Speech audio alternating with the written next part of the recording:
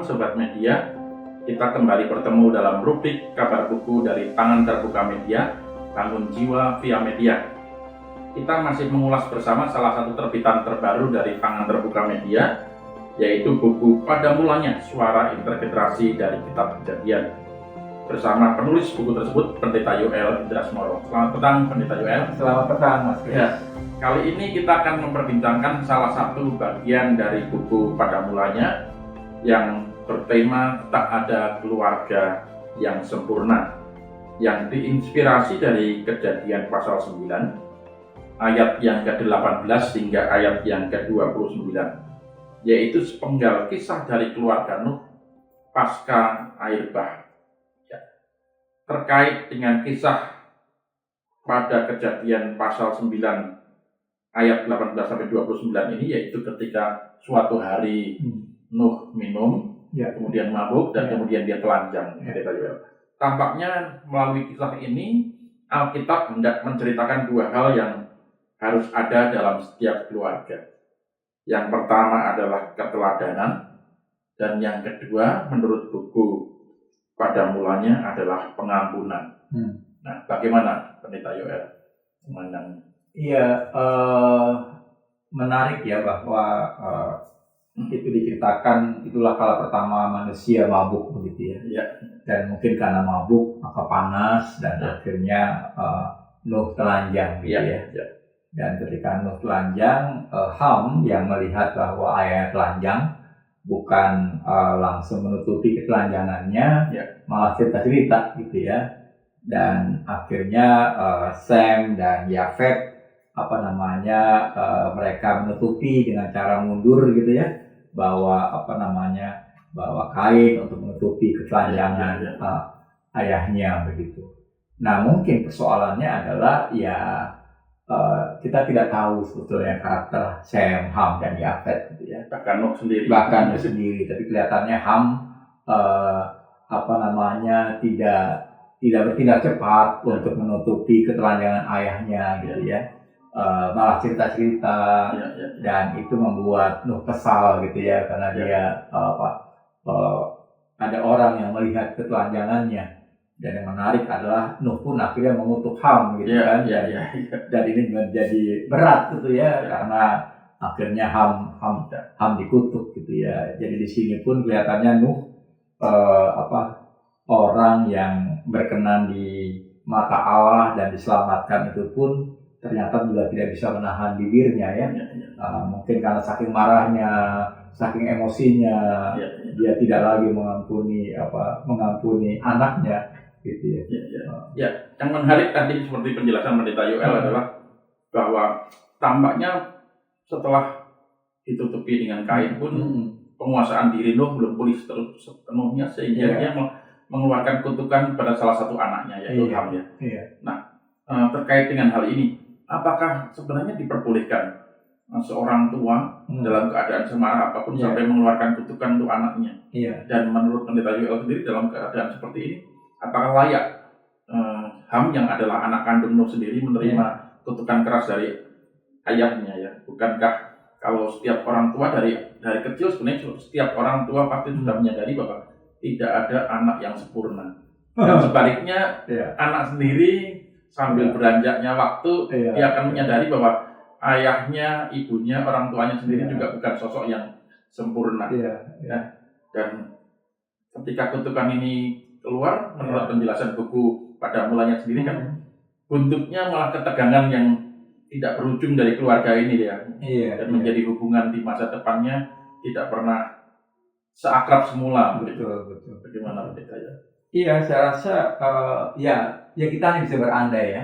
Seandainya Nuh memaafkan Ham, tentu Ham juga bisa minta maaf karena dia telah bertindak lancang ya, tidak sopan gitu kan.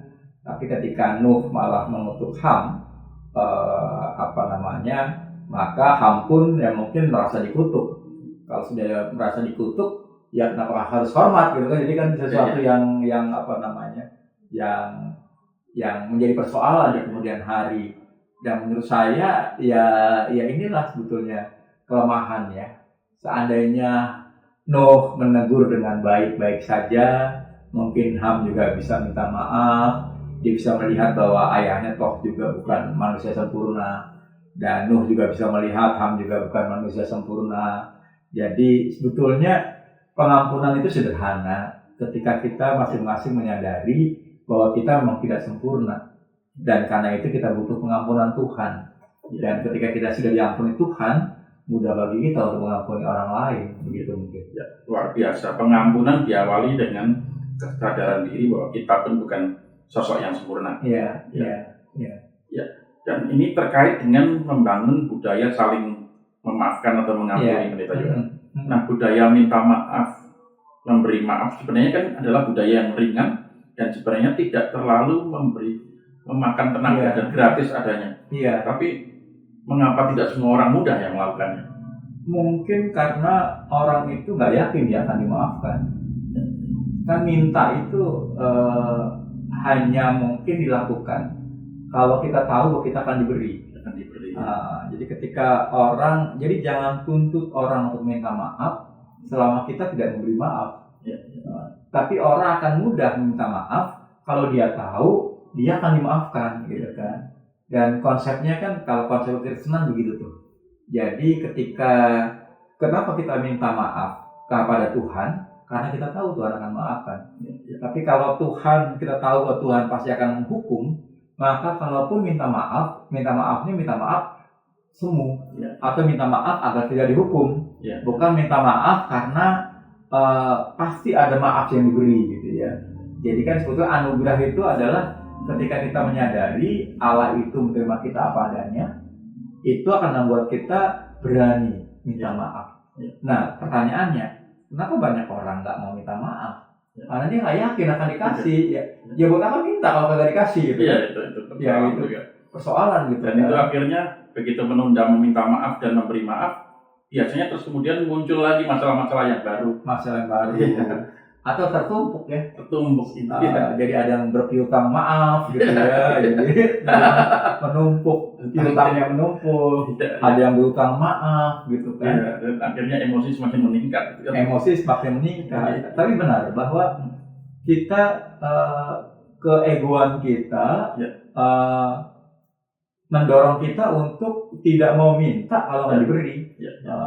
Atau kalaupun minta maaf biasanya karena terpaksa, atau karena kita ingin hukumannya lebih ringan, bukan karena kita tahu di sana ada kasih, gitu ya.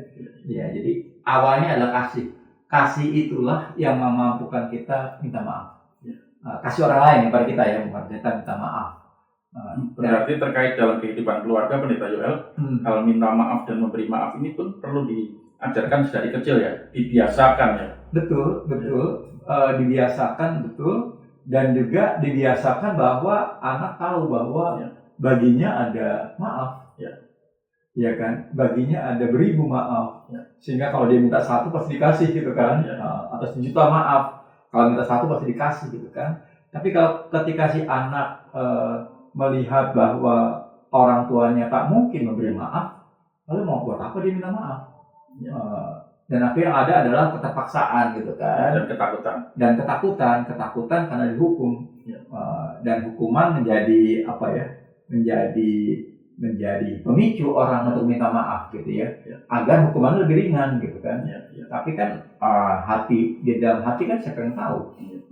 Ini yang menarik, jadi seperti teringat buku Romo Mangun, membangun religiusitas dalam diri anak-anak, yaitu itu kan terkait bahwa kalau anak-anak terbiasa melihat orang tuanya penghukum, pemarah, dan dia akan melihat sosok Tuhan seperti pada diri tergambar dalam diri orang tuanya. Betul. Sehingga kalau kita mau mengajarkan Tuhan kepada anak-anak kita, maka kita harus menampilkan diri kita sebagaimana perwakilan Tuhan ya. Kalau orang juga bilang orang tua adalah Gusti Allah, Tuhan yang kelihatan, gitu ya. Tuhan yang kelihatan.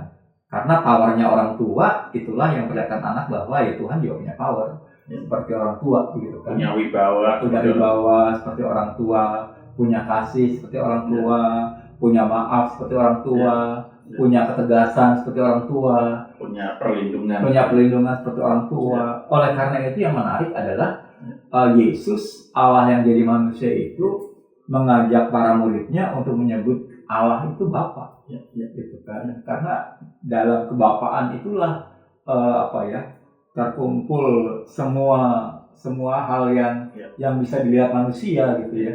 Ya, tapi memang persoalan kalau Bapa di buminya itu ternyata tidak seperti Bapa yang di sorga, gitu ya. Tapi sekali lagi setiap orang punya kelemahan, sehingga anak perlu belajar untuk memahami kelemahan orang tuanya, sehingga di sini orang tua pun harus belajar minta maaf, gitu ya. Jangan takut untuk belajar meminta maaf orang tua, gitu kan.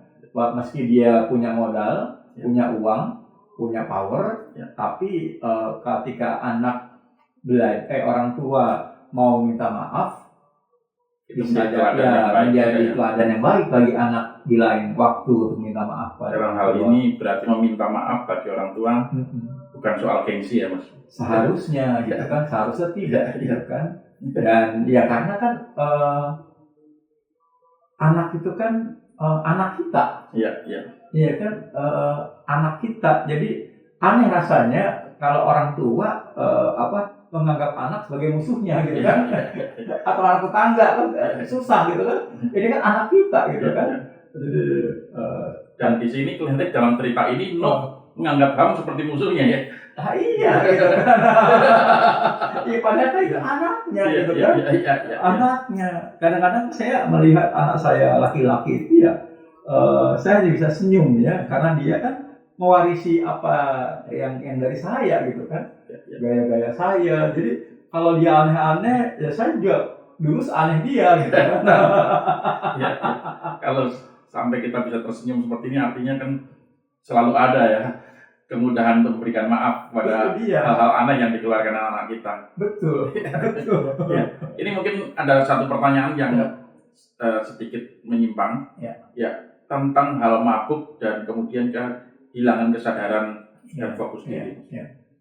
Anggur, bir, tuak, minuman beralkohol lainnya agaknya mudah ya ditemukan di lingkungan keluarga-keluarga Kristen. Kesannya bahwa di kalangan keluarga Kristen ini halal dan sah. Nah, beda dengan di keluarga-keluarga Muslim, di mana alkohol jelas-jelas benar-benar dilarang untuk dikonsumsi. Alasan yang klasik bagi kita adalah pernyataan kitab suci, segala sesuatu diperbolehkan atau halal bagiku, tetapi tidak semuanya berguna. 1 Korintus 6 ayat 12. Nah, bagaimana Pendeta Yoel memandang hal ini? Iya, sebetulnya Paulus pernah berikan nasihat kepada Timotius. Tolong kau minum anggur sedikit lah, supaya pencernaanmu baik, begitu ya. Ya, sebetulnya kan semua makanan itu akan menjadi baik selama dalam takarannya. Semua hal yang lebih dari takaran itu akan jadi buruk dan akan jadi racun, gitu ya. Dan menurut saya, kenapa kita harus harus dikuasai oleh makanan, gitu kan? Sebetulnya kan kita yang menguasai makanan, gitu kan. Misalnya makanan, minuman, bahkan uang ya. Makan uang, gitu kan. Kita beli kacang mede, gitu. Satu toples. Lalu kita makan sendiri. Akhirnya ujungnya pincang. Kita merasa kita menguasai kan? Kita merasa kita menguasai itu kacang mede, gitu kan. Yang membeli berapa memakannya. Kita sudah membeli uang kita, kerja keras kita. Nah, kita merasa menguasai itu makanan, gitu kan. Padahal ketika kita gelembung, kita sudah dikuasai. Kita sudah dikuasai. Dan akhirnya kan kita jadi malu sendiri. Ketika tiba-tiba asam urat, pincang, tidak bisa beribadah, tidak bisa bekerja. Dan akibatnya menyusahkan orang lain. Menyusahkan orang lain. Seperti mungkin jika Nuh berhenti pada gelas pertama, dia tidak akan menyusahkan orang lain, mungkin Mas. Bayangannya, kasarannya seperti itu ya. Tapi kan sekali lagi, ini kan kebun-kebun saya. Dan itu kan sesuatu yang nikmat ya. Dan sebetulnya kan yang dimaksudkan dengan ketagihan itu kan ketika kita sekali minum kedua, ini menarik ya kan. Kalau kita belajar ilmu ekonomi, ada titik jenuh di mana kita puncak kenikmatan kan. Tapi yang namanya ketagihan itu ternyata tidak ada puncaknya loh. Iya, iya. Itu malah akan terus tergantung ya. Sehingga kecanduan ya. Kecanduan, candu Iya. itu ternyata tidak ada puncaknya, tapi kita malah dibelenggu ya. Belum ya. Dibelenggu tuh. Termasuk dalam hal ini makanan ya. Dalam ini makanan, Iya. makanan gitu ya. Jadi ya sekali lagi apa namanya ya Motif Paulus tadi. iya bahwa ya semua diperbolehkan. Iya, iya. Tapi kan pertanyaannya berguna nggak? Ya. Lalu yang kedua semua diperbolehkan. Pertanyaannya membangun nggak? Ya. Kalau nggak membangun, mengapa kita melakukannya? Ya, ya. Kalau nggak berguna, mengapa kita melakukannya? Gitu kan? Kalau menjadi batu sandungan, mengapa harus dilakukan? Lakukan, gitu kan? Tapi ada juga kawan-kawan yang merasa apa tuh? Kalau untuk kolesterol minum apa? Obat. Oh, simvastatin. Oh, Tinggal minum simvastatin ya. iya, jadi nggak apa-apa minum apa namanya, minum ini karena sudah minum obat gitu Atau kan. bagi kalangan diabetes, tinggal suntik insulin selesai. Tinggal insulin selesai gitu kan. Tapi kan persoalannya kan apakah itu tidak memperlihatkan bahwa kita tidak bertanggung jawab tentang tubuh yang adalah Pemberian Tuhan. pemberian Tuhan, yang adalah bait Allah, Ya, yang kalau nggak ada ini kita nggak bisa ngapain. Ya bisa lah ngapain, tapi kan terbatas gitu ya, terbatas begitu. Ya, terima kasih sekali Pendeta. Siap. Ada pesan lain menutup ya kisah tidak ada keluarga yang sempurna dari keluarga Noah ini? Iya, anak belajar dari orang tuanya. Ya. Anak adalah peniru yang lihai ya dari orang tuanya, sehingga tidak ada jalan lain bagi orang tuanya untuk menjadi guru ya, pribadi yang dapat dikuku dan ditiru, Ya. pribadi yang dapat dipercaya dan diteladan. Dan kalau orang tua, ya sekali lagi tidak ada orang tua yang sempurna, Ya. dan sebagai orang tua kita mengakui itu, anak juga akan menerima kita apa adanya, Ya. dan mengasihi anak dengan cara begitu membuat kita mungkin orang tua bisa lebih aman ya. Karena kan kalau kita tua, anak kita yang nolong kita. Iya. Gitu kan ya, tentu kita tidak ingin ya anak kita jadi bergantung total kepada anak. Tapi toh apa namanya itu alami ya, bahwa ketika anak kita kecil kita merawatnya, dan ketika kita tua anak merawat kita. Tapi ketika hubungan itu menjadi buruk karena ketiadaan teladan, mungkin kita orang tua yang akan menerima getahnya gitu ya, masa mendatang. Terima kasih Pendeta Yoel. Terima kasih juga Sobat Media telah bergabung bersama kami. Semoga tayangan ini memberi manfaat dan menginspirasi kita dalam menjalani hidup setiap hari, khususnya dalam kehidupan berkeluarga. Nah, bagi yang tertarik untuk memiliki buku pada mulanya, Suara Intergenerasi dalam Kitab Kejadian, atau ingin menghadiahkan buku ini untuk para sahabat atau keluarga terdekat, mumpung ini masih dalam suasana seputar Hari Valentine, kita dapat menghubungi Tangan Terbuka Media di nomor HP 0821 231 22049. Saya ulangi, di nomor HP 0821 231 22049. Bisa juga melalui email tanganterbukamedia@gmail.com. Dukung terus pelayanan kami dalam membangun jiwa via media, membangun budaya mencintai buku dan literasi. Sampai jumpa dalam tayangan kami berikutnya. Tuhan Yesus memberkati kita semua.